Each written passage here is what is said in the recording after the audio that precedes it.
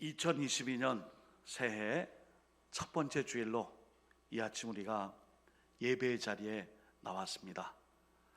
2022년 새해 우리 모든 성도님들의 가정과 생업의 터전, 그리고 직장 일터, 사업장 위에, 또 부모님과 연로하신 어르신들, 모든 자녀손들, 하나님께서 그 학업과 배움의 자리 위에 어디에 있든지 올 한해 하나님이 도우시고 함께 하시고 지켜주시는 은혜와 사랑과 그 능력으로 충만 가득하시기를 예수님의 이름으로 축원드립니다. 아멘. 오늘은 회개하고 복음을 믿으라. 마가복음 1장 14절에서 20절의 말씀을 통해 회개하고 복음을 믿으라, 이 말씀을 중심으로 말씀의 은혜를 나누고 함께 결단하는 시간을 갖도록 하겠습니다. 2022년 올해 우리 교회에 표가 있어요. 자, 여러분 보시면은 복음으로 교회를 새롭게, 세상을 이롭게, 이 표대로 오늘 그 표 주제에 있는 말씀의 성경 구절인 마가복음의 말씀을 중심으로 우리 통합교단 전체가 이 주제를 가지고 올 한 해 코로나를 극복하며 실추된 교회 위상과 우리 그리스도인들이 다시 한번 용기와 사기를 진작하여 이 세상을 새롭게 하고 또 변화시키고 교회에 역동성 있는 사명을 감당하기 위해 이 주제의 말씀을 주셨습니다. 오늘도 하나님의 이 말씀을 통해 진정한 믿음의 일꾼되어 교회를 새롭게, 그리고 세상을 이롭게 하는 모든 일에 하나님의 말씀, 복음을 붙잡고 힘있게 전진해 갈 수 있기를 예수님의 이름으로 부탁드립니다. 아멘. 예수님께서 처음 첫 설교, 얼마나 두렵고 떨리셨을까. 물론 그런 일은 없었겠지만 예수님께서 처음 사역하실 때에 첫 번째 이 설교는 의미가 있어요. 예수님의 첫 번째 이 말씀의 선포 자리에 그 첫째 설교가 오늘 본문의 말씀이에요. 그 본문의 말씀은 한마디로 회개하라, 이 말씀이에요. 오늘 본문 마가복음 1장 14절에서 15절에 보시면은 조금 지나서 하나님의 복음을 전파하여 이르시되 때가 찼고 하나님의 나라가 가까이 왔으니 회개하고 복음을 믿으라. 아멘. 이 말씀을 전하셨어요. 때가 찼고 하나님의 나라가 가까이 왔으니 제일 먼저 회개하고 복음을 믿으라. 우리 주님의 첫 설교는 바로 이것입니다. 우리 주님 예수님께서 전하신 복음은 너무나도 분명한 것입니다. 하나님의 나라가 가까이 왔으므로 회개하고 복음을 믿으라, 이것입니다. 그러므로 복음으로 교회를 새롭게, 세상을 이롭게 하는 교회로 우리 교단이 힘써 나가기 위해서 우리 논교회도 힘을 합력할 때에 제일 먼저 회개하라, 회개가 중요합니다. 누가복음 5장 32절에 이런 말씀이 있어요. 내가 의인을 부르러 온 것이 아니요 죄인을 불러 회개시키러 왔노라, 이렇게 말씀을 하고 계세요. 죄인이 회개하면 의인이 된다는 말씀이에요. 회개는 죄인이 의인이 되는 거예요. 의인이 뭐예요? 하나님의 뜻과 말씀대로 살기 위해 하나님의 의를 실천하는 그 사람입니다. 그러므로 오늘 저희들에게 죄된 문제를 해결하기 위해 복된 말씀을 주신 주님께서 제일 먼저 회개하고 복음을 믿으라 말씀을 주셨습니다. 우리 로마서 3장 23절을 한번 같이 읽어보겠습니다. 로마서 3장 23절 시작. 모든 사람이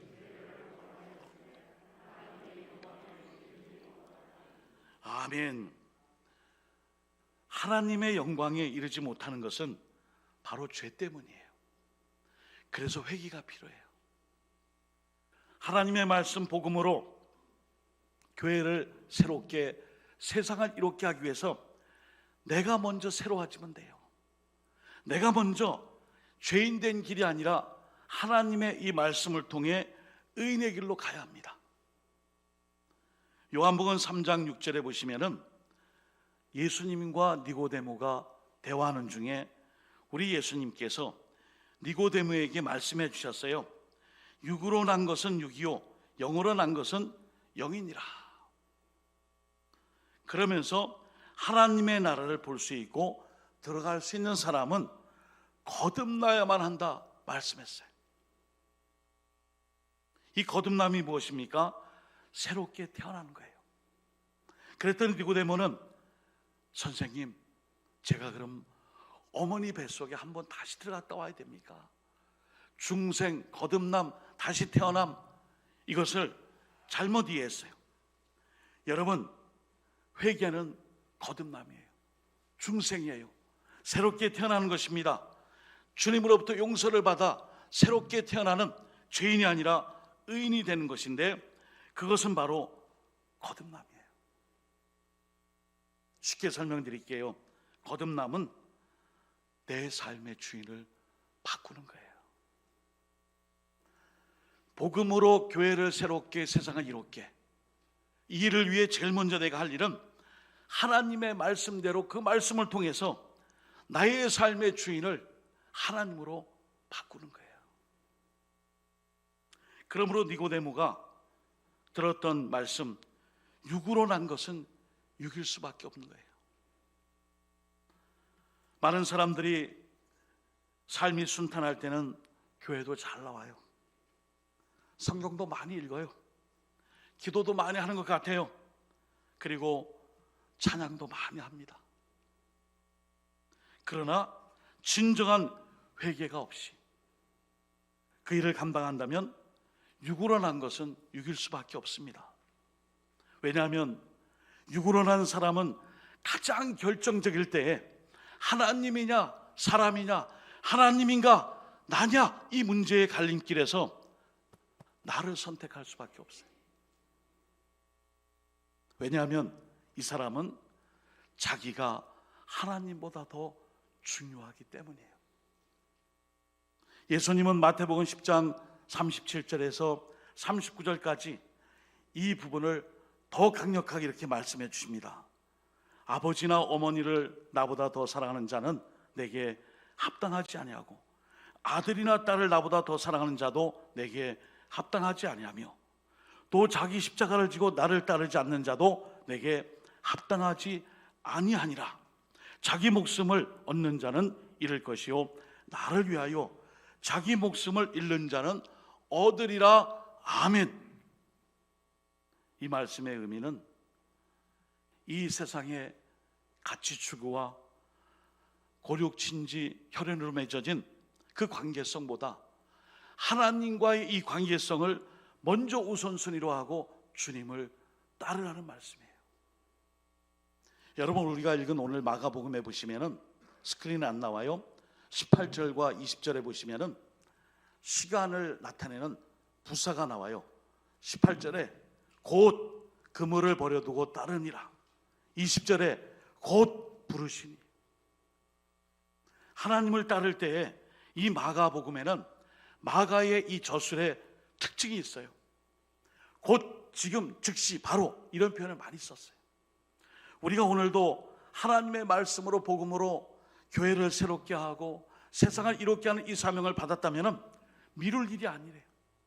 곧, 지금, 즉시, 바로 이 일에 함께하는 자, 그 사람은 바로 하나님을 자기의 삶의 주인으로 섬기며 죄인된 길에서 벗어나서 새롭게 태어난 그 삶을 삶의 자리에서 실천하는 사람인 것입니다. 이것이 회개입니다.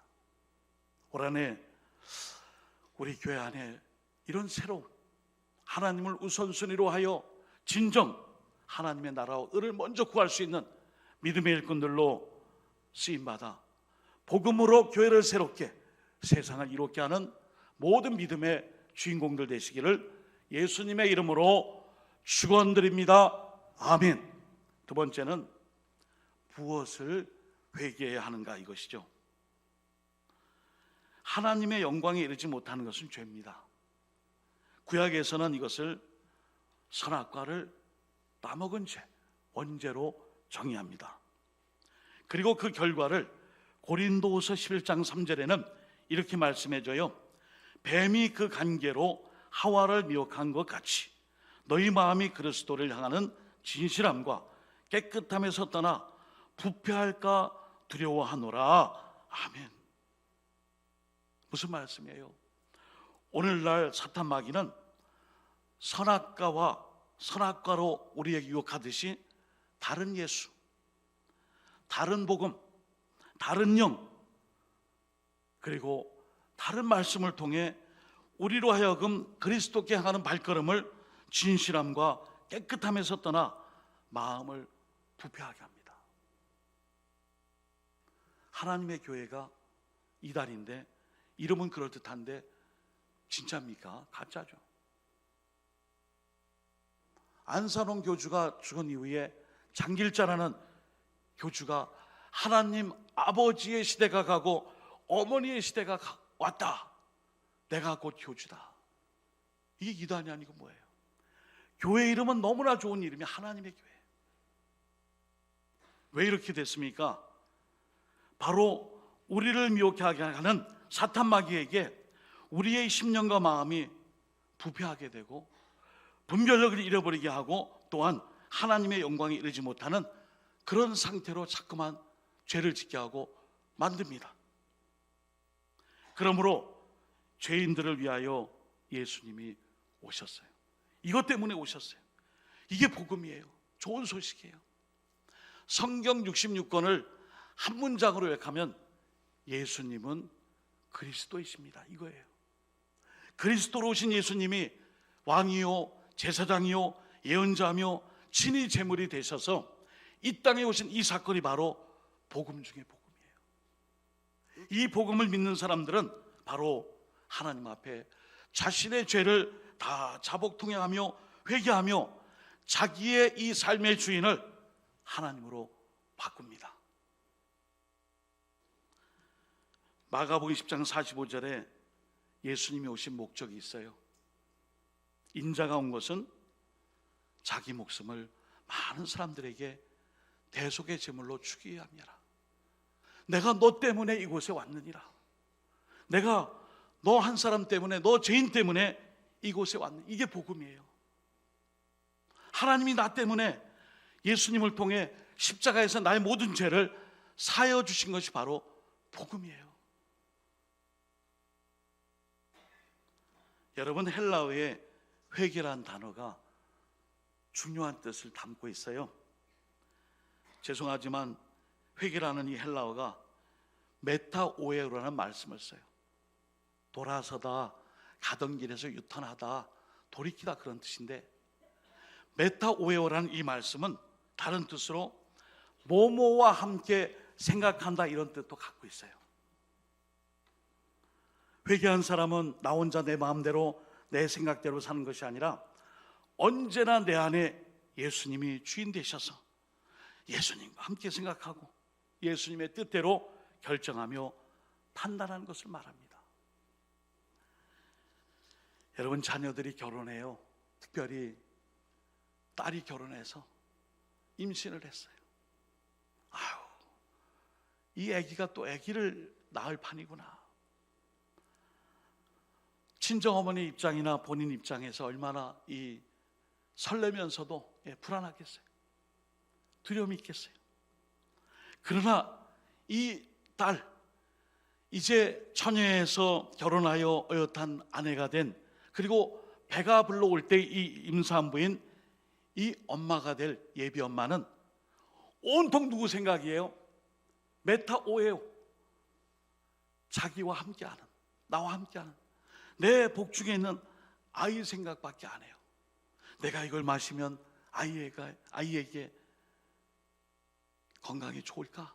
내가 저 영화를 보면, 저 책을 보면, 저 노래를 들으면, 이 음식을 먹으면 내가 이런 생각을 가지면 정서적으로 또 육체적으로 영적으로 온통 내 안에 함께 계신, 마치 주님을 나의 주인 삼고 주님 생각만 하듯이, 이 회개라는 것은 언제나 마치 임산부가 복중의 태중의 아이를 생각하며 조심하듯이 회개는 메타오예요.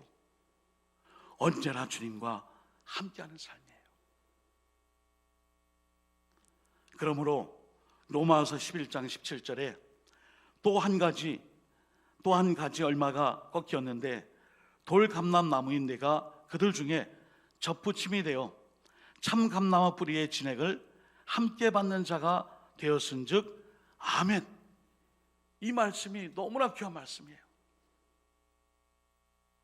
여러분, 오늘 우리가 폐회송으로 부르게 될 그 축복송이 바뀌었어요. 너의 하나님 여호와가, 이 찬양인데,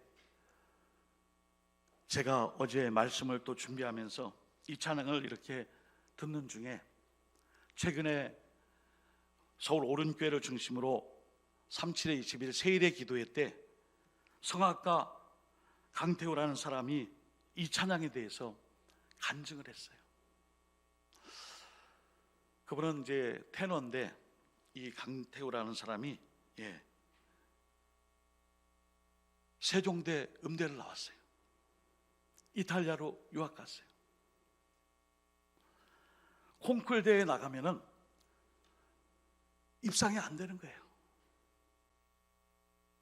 매번 등수 안에 못 드는 거예요. 그래서 이 길이 내 길이 아닌가 보다. 어떻게 내가 여기까지 왔는데 3등도 못하냐, 1등은 고사하고. 그러던 중에 찬양 집회를 다니고 이 길이 내 길이 아닌가 보다 하고 한 1년 넘게 찬양 집회를 하며 그 유학생들하고 찬양 집회하는 중에 너희 하나님 여호와가 이 가사 중에 그가 너로 인하여 기쁨을 이기지 못하시며, 이 가사를 찬양할 때 하나님 아버지의 마음을 읽은 거예요. 하나님은 내가 1등하고 꼴등하고 입선하고 상 받고 대상 타고 이름 높이고 이게 중요한 것이 아니라 그냥 바라보는 것만으로도 기쁨을 이기지 못하시는구나. 그래서 바로 생각했대요. 결혼하기로. 그래서 자녀를 좀 많이 갖기로. 근데 6년 동안 애가 생기지 않아서 입양을 했어요. 입양을, 그것도 4자녀나 입양했어요. 그러면서 이 찬양 가사처럼 자녀들을 볼 때 나 또한 역시 다 입양된 자들이 아닌가. 우리가 하나님의 자녀로 다 입양된 것이 아닌가. 전에는 돌사가요 돌배로 과일 축에도 끼지 못했던 이런 인생들이 예수 그리스도에게 접붙임을 당하는 순간 주님의 자녀가 됐어요. 그 자녀들을 보며 바라만 봐도 기쁜 거예요. 우리가 오늘부터 시작해서 폐회송 축복송의 이 찬양의 내용, 나중에 한번 영상으로 보도록 하겠습니다. 우리 하나님께서요, 우리만 바라봐도 그냥 기뻐하시는 거예요. 우리의 인생이 바로 이런 은혜, 돌감나무였지만 참감람나무와 접붙임을 당함으로 그 진액을 참감나무 뿌리에서 같이 먹고 마심으로 같은 나무가 되었어요. 이것이 바로 회개입니다. 이것이 회개한 자의 삶이에요. 그러므로 오늘 본문에 보시면은 회개하고 돌이켜서 삶을 사는 제자들이 어떻게 돼요? 오늘 본문에 보시면 17절에 사람을 낚는 어부가 되었고 20절에 주님을 따르게 됩니다. 우리 모두가 신앙의 첫걸음, 이 회개를 통하여 2022년 우리가 복음으로 새롭게 되고 나의 이 새로움으로 교회를 새롭게, 65주년을 맞은 우리 노원교회가 더욱 새로워지며 우리 교회를 통하여 세상이 이루어지는 그런 역사가 있기를 주님의 이름으로 축원드립니다. 아멘. 마지막으로 이러한 삶은 하나님께 영광을 드리는 삶이 됩니다. 여러분, 세상을 이롭게 한다니까 마치 세상을 이렇게 세상에 잘 보여가지고 세상을 이렇게, 그게 아니라 하나님의 이 말씀을 증거하고 전하는 거예요. 고린도서 4장 5절에 우리는 우리를 전파하는 것이 아니라 오직 그리스도 예수의 주 되신 것과 또 예수를 위하여 우리가 너의 종된 것을 전파함이라. 아멘. 이게 바로 하나님의 영광을 위한 삶이에요. 한번 같이 읽어볼까요? 고린도서 4장 5절입니다. 시작. 우리는 우리를 전파하는 것이 아니라.